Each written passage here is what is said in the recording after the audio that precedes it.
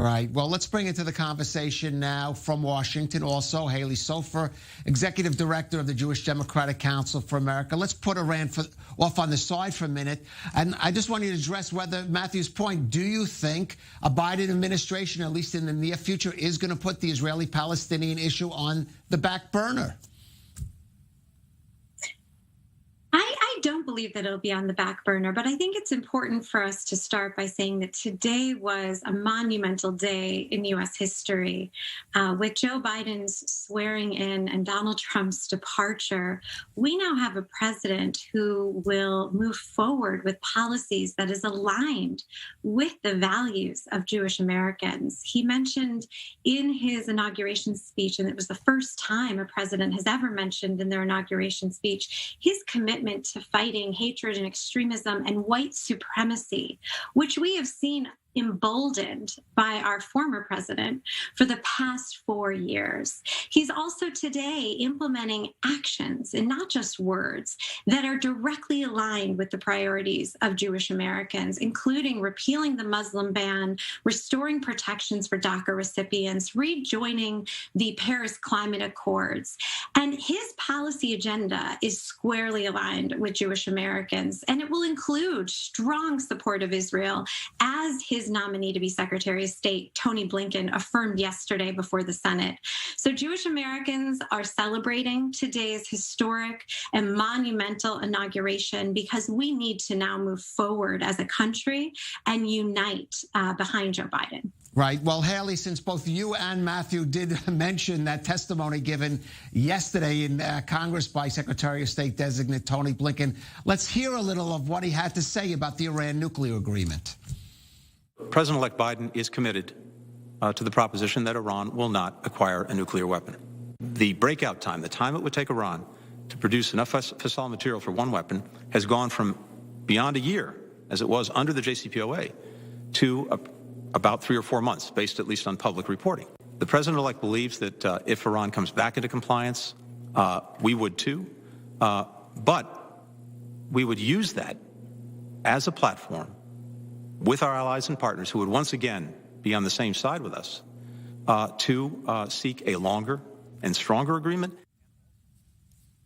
Matthew, I do want to give you, if you feel you have to respond to something Halie said previously, to feel free to do so. But relating to Anthony Blinken's comment there, if you feel that's a viable strategy, re-entering the Iran nuclear agreement and using that as leverage to perhaps try to gain some more concessions from the Iranians. Look, with Biden's policy, the fact is, the nuclear agreement from 2015 was an extremely flawed framework, okay? To revive it is to revive a bad deal that doesn't work, that allowed Iran to continue cheating as it has, because it was never in compliance with the deal.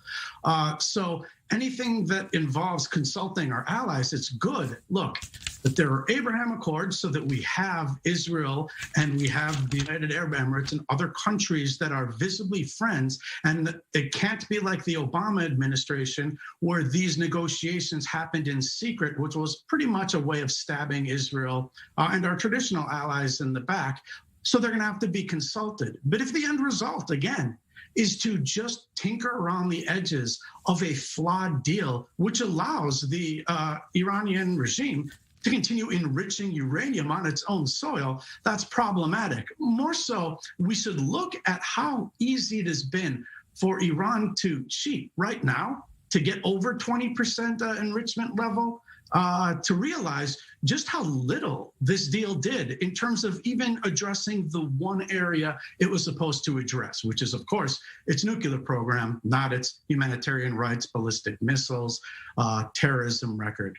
All right. Well, Halie, I want to give you a chance to respond to Matt's point, his concern that it's just going to be a renewed Iran nuclear deal with some, as he put it, tinkering around the edges.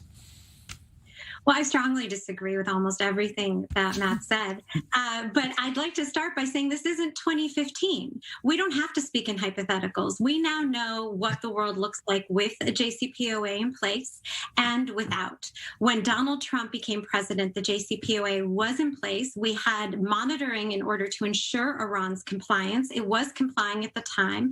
And in fact, Iran was at least a year from developing the ability to have a nuclear weapon. And that remains the shared top priority of the United States and Israel to ensure Iran does not acquire a nuclear weapon.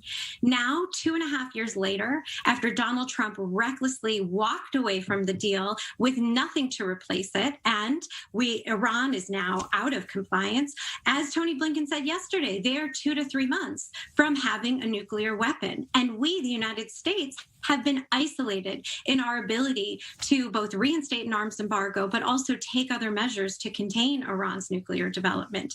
A return to the JCPOA only once Iran complies is likely the best way to ensure that we can ensure that Iran does not acquire a nuclear weapon.